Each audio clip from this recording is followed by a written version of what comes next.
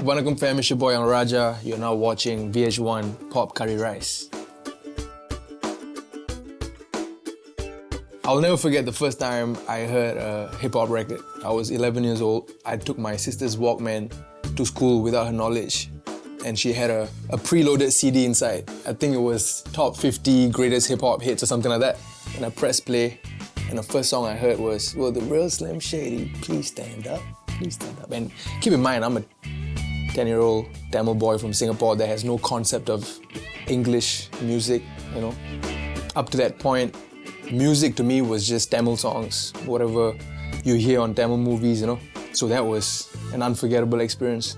It opened my ears and eyes to the world of hip-hop, and I've been in it since. It was a little bit of a curveball, man. Like, to be very honest, I would have never expected that the journey would unfold in the way that it did. I started my career very young. At 12 years old, I started acting in Singapore, doing all kinds of like whatever roles I could get. And I was doing that for about 6, 7, maybe 8 years, all while going to school and making sure that I passed my exams. It was not until 21 years of age when my best friend, Faris Jabba, who is also an artist, very popular artist from Singapore, and he was the one that planted that idea in my mind. He was like, "Hey, you know, you're pretty good at rapping, like we can both rap, like, and we're young. We are so passionate about hip-hop, we should just try and see where this goes. Like, let's try writing and rapping our own lyrics." And it wasn't up till that moment where I actually thought about it seriously. You know what? I'm 21, I have nothing much to lose. I have big dreams. If not now, then when? Let's just try. And it was that night where we wrote and recorded a 16-bar verse, and we posted it up on then Twitter, now X. And it was viral. It went viral and it was trending in Singapore and Malaysia. And within that first, I think 48 hours, a lot of things changed. And the 3 months that followed after that night, yeah, I had a record deal and the whole world was just upside down. I would say fresh, wavy, very slatty.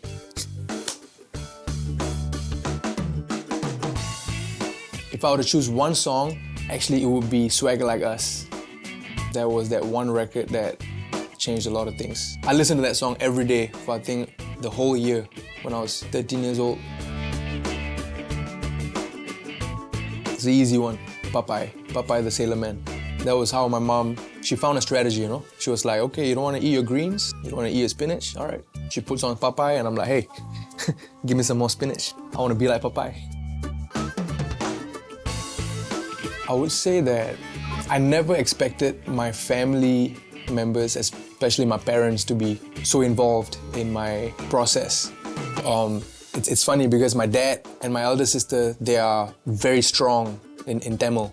Like, it's crazy. Like, my dad has, I think, 14 or 15 books that he has published. He's a Tamil poet and a writer. And my sister has been a Tamil teacher for the last, I think, 25 years in Singapore. So their grasp on the language is incredible. And that's the kind of energy that I had, you know, in my household. Everybody's so fluent in Tamil and everybody's so attached to the culture, and that laid the foundation for me. So when I started my journey as a songwriter, you know, just exploring what can I bring to the table, you know, through my lyrics, through my vibes, I didn't expect that I would have lengthy conversations like with my dad about like how certain words are pronounced and like why the words sound the way it does and like what is the actual literature word for like a Tamil word or something, you know? Like, I learned so much from my family members about Tamil language and Tamil culture, all while trying to write lyrics for my songs, you know?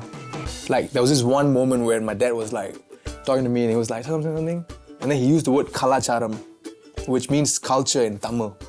I know that word, you know? But when he used that word in a conversation, I was like, hey, that's a cool sounding word. I should put that in my raps. And just like that, I put it in one of my verses and I rhymed it with the English word. And, you know, just like an unexpected moment like that, passing conversations that lead to something.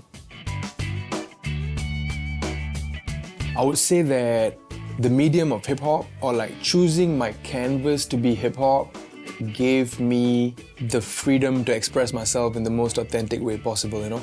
Like, sometimes I think about it, if I would have chosen the genre of pop or something else, if I have like other songwriters contributing to my records or whatever, and it's not like hip hop where you're writing your own story and you're trying to like share with the world about yourself and where you come from, who you are.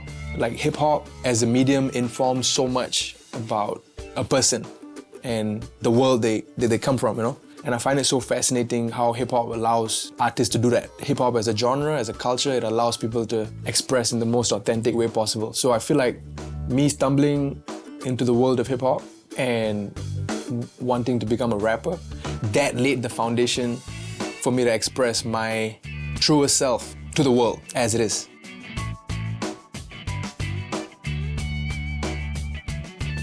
If I were to give my younger self advice, I would say stay patient, you know? Just like that, I think it's been 8 years. And I would have never imagined things happening the way it did, you know? Like, it's just, you never know.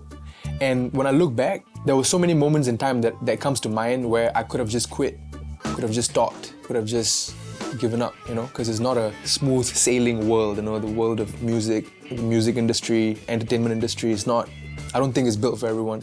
And if I were to be able to go back in time and tell my younger self something, I would say stay patient. And as cliche as it sounds, I would also say don't give up. Yeah.